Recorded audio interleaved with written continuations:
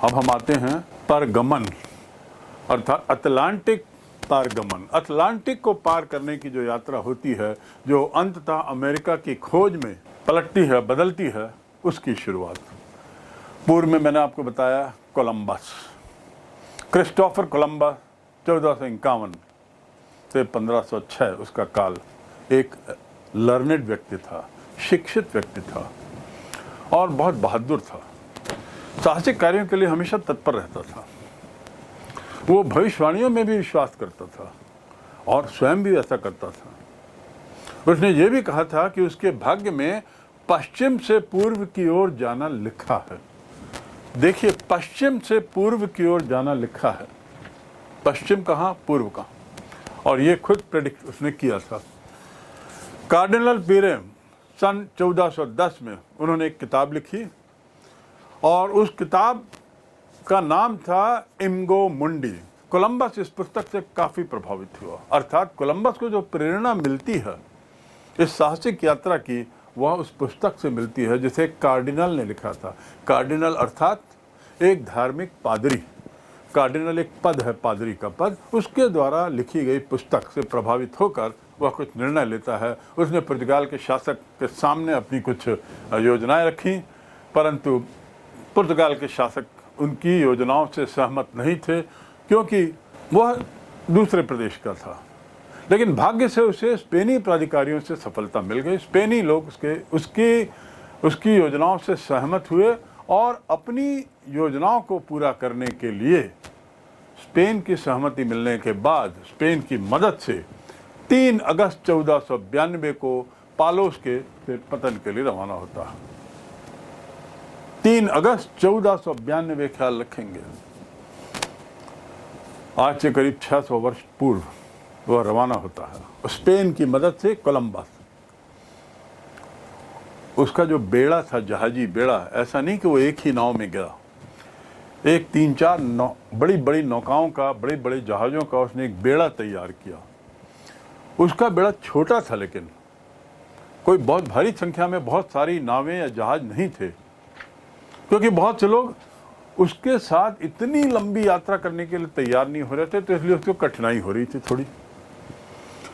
लेकिन अंततः शांता मारिया नाम के जहाज से, जो कोलंबस के पास था, कैरेवल हल्का जहाज, जो कैरेवल क्वालिटी, कैरेवल टाइप, उसमें पिंटा और नीना थे। तो इस प्रकार 3 जहाज हम देखते हैं, सांता मारिया, पिंटा और नीना।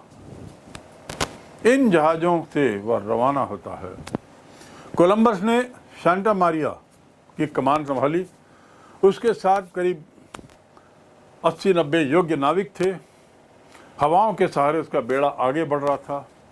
उस समय पाल हुआ करते थे, जहाज़ों में पाल, और साथ में वो यंत्र तो था ही जिससे दिशा मिल सकती थी। हवाओं के सहारे बेड़ा बढ़ा और 33 दिनों तक, 33 डेज तक वो समुद्र में ही रहे, समुद्र में भटकते रहे, घूमते रहे। लेकिन ऊपर नीला आसमान, नीचे समुद्र का पानी, थपेड़े आते हुए नदी के, तूफान, आंधी, सब कुछ सहते हुए वे आगे बढ़ रहे थे, और साथ ही साथ उनकी बेचैनी भी बढ़ते जा रही थी, क्योंकि 33 दिन उस जमाने में बहुत मायने रखता है। दूर दूर तक कहीं कोई तट भी नहीं दिखाई दे रहा था और ऐसा लग रहा था कि अब वापस लौटना पड़ेगा।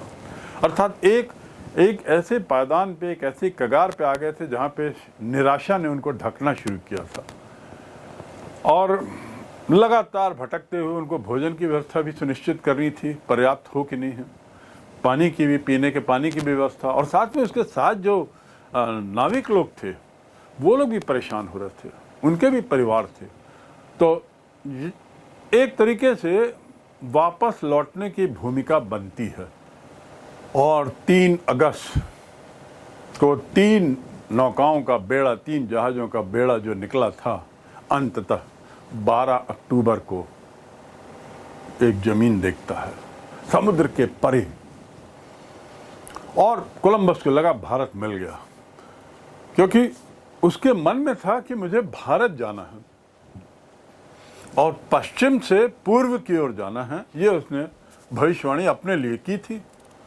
भारत उसके अनुसार पूर्व में था और पूर्व में स्थित है जहाँ से वो रवाना हुआ था, लेकिन ये स्थान जो था वो बहामा द्वीप समूह का गुयानी इलाका था। बहामा द्वीप समूह का गुयाना का इलाका, बहामा नाम कोलंबस ने इसलिए दिया क्योंकि चारों ओर समुद्र था। गुयानाहीन में इन नाविकों का स्वागत वहाँ के स्थानीय वासी करते हैं जो अरावाक जाति के थे। तो इस प्रकार 3 अगस्त से 12 अक्टूबर, आप देखिए कितनी लंबी यात्रा है, अगस्त, सितंबर, अक्टूबर, और अंततः वे जमीन छूते हैं और इस भ्रम में कि अंततः शायद भारत पहुंच गया, लेकिन सच्चाई कुछ और ही थी। वहाँ की स्थानीय प्रजाति से जब सामना होता है कोलंबस और उसके सहयोगियों का, तो भी वो इस पशोपेश में रहते हैं कि जिस तरीके से इनकी वेशभूषा और जिस तरीके का व्यवहार दिख रहा है, भारत के बारे में जो जानकारी है, ऐसा तो एक कतई महसूस नहीं हो रहा है इनको देखकर कि हम भारत में आ गए हैं।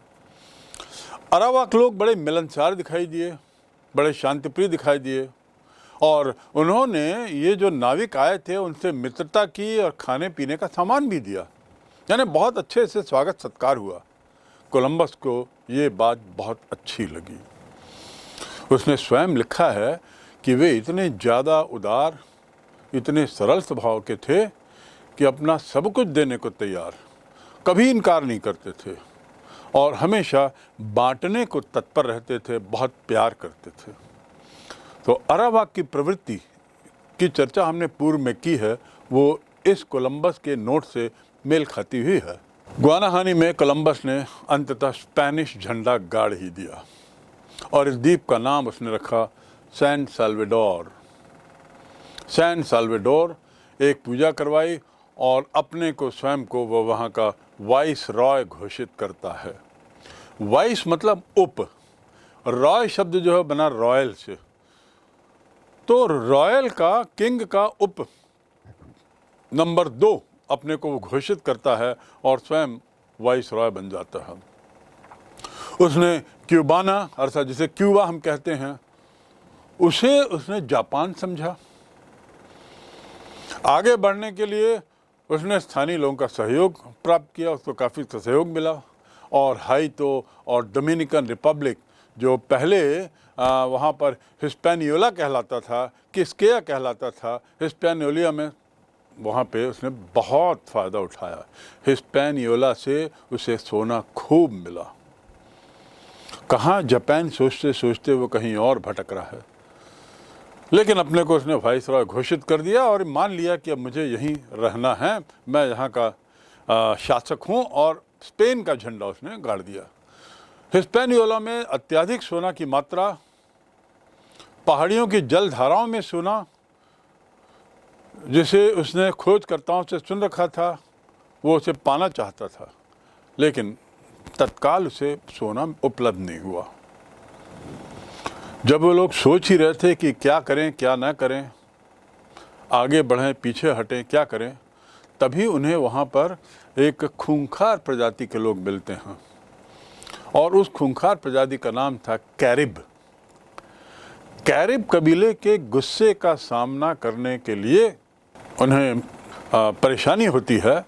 जहाज दुर्घटनाग्रस्त भी होने लगता है, जहाज़ों में दीमक भी लगने लगता है, क्योंकि लगातार वो पानी के किनारे अब खड़ा था बहुत समय से, तो दीमक भी लगने लगा। और साथ ही साथ जो नाविक थे वे लोग भी अब लौटना चाहते थे।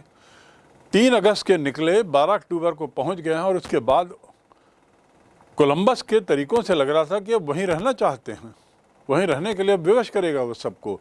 तो नाविकों ने भी किसी तरीके से अपना विरोध दिखाया, और फिर कैरिब प्रजाति के लोगों का गुस्सा, सोने का ना मिलना और अन्य दिक्कतें जैसे जहाज़ में दीमक आदि लगना, इसने विवश किया कि अब कुछ तय किया जाए। कोलंबस ने इस यात्रा में सभी नाविकों को लेकर अब वो वापस लौटने का सोचता। 32 सप्ताह हो चुके थे परिवार से बाहर रहते, और 32 सप्ताह यानी करीब 8 माह से परिवार से अलग थे सभी लोग, सभी नाविक और कोलंबस स्वयं। इसके आगे और कई यात्राएं हुई। कोलंबस ने बहामा और फिर उसके बाद एंटिलीज द्वीप, उसकी भी खोज पूरी की, और स्पेनी नाविकों ने अंततः नया महाद्वीप खोज लिया था। ये बात साबित हो गई कि जिस नई दुनिया खोज ली थी उन्होंने, ना वो भारत था ना वो जापान था, बल्कि एक नई दुनिया आ गई थी, एक नए जगह पर पहुंच गए थे, एक नया महाद्वीप सामने था। कोलंबस ने बहुत उपलब्धियां हासिल की, बहुत समुद्री यात्राएं की और नई नई सीमाएं समुद्र की खोजने में बड़ा सफल रहा। उसी की याद में कोलंबिया अमेरिका महाद्वीप में एक देश है जो संयुक्त राज्य अमेरिका का एक छोटा सा क्षेत्र, दक्षिण अमेरिका का पश्चिमोत्तर भाग आप देखेंगे, उस देश का नाम कोलंबिया रखा गया। और जो कोलंबिया रखा गया वो कोलंबस के नाम से है, इसे आप याद रखेंगे। हालांकि इस इलाके में वो स्वयं नहीं गया। उत्तरी और दक्षिण अमेरिका का नामकरण वास्तव में इटली के एक भूगोलवेत्ता ने रखा था। इटली के भूगोलवेत्ता के द्वारा उत्तरी अमेरिका और दक्षिण अमेरिका के क्षेत्रों के नाम दिए गए थे। उसने इस जगह का नाम कोलंबस की याद में कोलंबिया रखा और अमेरिका जो क्षेत्र है उसको अमेरिगो वेस्पुसी के नाम पर किया। कोलंबस ने तो इसे नई दुनिया कहा था। कोलंबस के बाद इटली का अमेरिगो वेस्पुसी जब नई दुनिया पहुंचता है, इसी के नाम पर नई दुनिया का नाम अमेरिका पड़ता है। तो अब आप समझ गए हैं व्युत्पत्ति, आप ये समझ गए हैं कैसे अटलांटिक को पार किया, पारगमन, अटलांटिक पारगमन, और कैसे वहाँ पर अमेरिका के पूर्वी क्षेत्र में पहुँचते हैं। अमेरिका के पूर्वी क्षेत्र में गलतफहमी होती है लेकिन फिर भी रहे आते हैं। स्पेन का वर्चस्व स्थापित होता है झंडा गाड़ने के बाद, और फिर कुछ निराशाएं होती हैं, वो वापस रवाना होते हैं। अमेरिका का नाम और कोलंबिया का नाम, उसकी व्युत्पत्ति अब आप समझ गए। इस नाम का प्रयोग जो है 1507 में जर्मन प्रकाशित ने सबसे पहले किया है, अर्थात अमेरिका, यह शब्द 1507 में पहली बार इसका उपयोग किया गया। संस्कृतियों के टकराव के तहत विभिन्न संस्कृतियां जब टकराईं तो उस टकराहट के पीछे वे व्यापारिक यात्राएं थीं, वे समुद्री यात्राएं थीं जिन्होंने नई भौगोलिक क्षेत्रों से हमें परिचित कराया। एक सरसरी नज़र हम यूरोपीय वासियों द्वारा की गई समुद्री यात्राओं पर तिथिवार वर्षवार डालने तो बेहतर होगा। सन 1492 कोलंबस ने बहामा द्वीप समूह और क्यूबा पर स्पेन की दावेदारी की। 1494 अनखोजी दुनिया का पुर्तगाल और स्पेन के बीच बंटवारा हुआ। 1497 एक अंग्रेज यात्री जॉन कैबॉट, उसने उत्तरी अमेरिका के समुद्र तट की खोज की, John Cabot. 1498 Vasco da Gama Calicut आता है, भारत के दक्षिणी छोर पर पहुंचता है, Vasco da Gama 1498। 1499 Amerigo Vespucci ने दक्षिण अमेरिका के तट को देखा, जिसके नाम से आगे उस क्षेत्र का नाम अमेरिका पड़ा।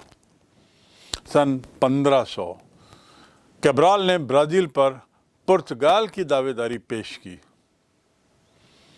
1513 बालबोआ ने पनामा इस्थमस को पार किया। पनामा इस्थमस की स्थिति देखिए और प्रशांत महासागर को देखता है पार करते हुए।